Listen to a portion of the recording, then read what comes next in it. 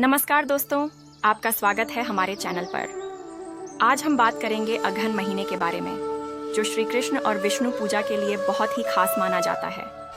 इस महीने में शंख पूजा, नदी स्नान, दान, भजन कीर्तन और पूजा पाठ करने का विशेष महत्व है। अगहन महीने में श्री कृष्ण और भगवान विष्णु की पूजा करने से हर तरह के पाप खत्म हो जाते हैं और पुण्य प्राप्त होता है। इसके साथ ही भागवत महापुराण और विष्णु पुराण के अनुसार इस महीने क्या करें और क्या नहीं, ऐसी ही कुछ बातों का ध्यान रखना चाहिए। अगर आपको यह वीडियो पसंद आए तो इसे लाइक, शेयर और सब्सक्राइब करना न भूलें।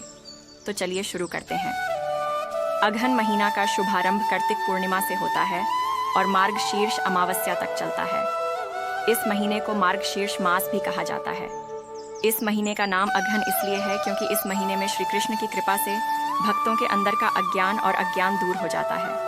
इस महीने को भगवान विष्णु का प्रिय मास माना जाता है। इस महीने के बारे में स्कंद पुराण में बताया गया है कि भगवान की कृपा पाने के लिए श्रद्धालुओं को अगहन मास में व्रत आदि करना चाहिए। इस माह में किए गए व्रत उपवास से भगवान श्री कृष्ण की कृपा प्राप्त होती है। इस महीने का एक विशेष व्रत है शंख पूजा।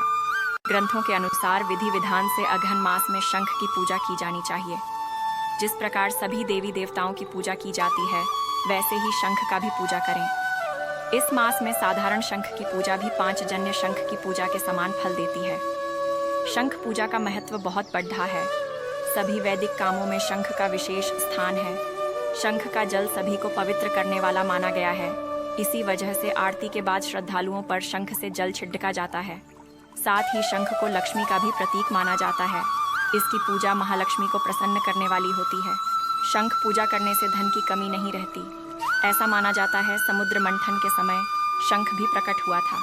विष्णु पुराण में बताया गया है कि देवी महालक्ष्मी समुद्र की पुत्री है और शंख को लक्ष्मी का भाई माना गया है। शंख पूजा के लिए आपको एक साफ और सुंदर शंख चाहिए, जिसे आप नदी, समुद्र या किसी भी धार्मिक स्थान से प्राप्त कर सकते हैं।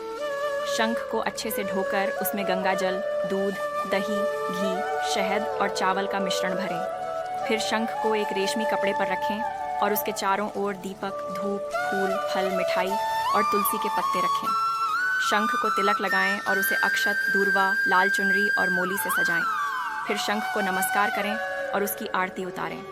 शंख की पूजा के बाद उसमें भरा हुआ पानी अपने घर में छिड़कें या नदी में विसर्जित करें। इससे आपके घर में शांति, समृद्धि और सुख बना रहेगा।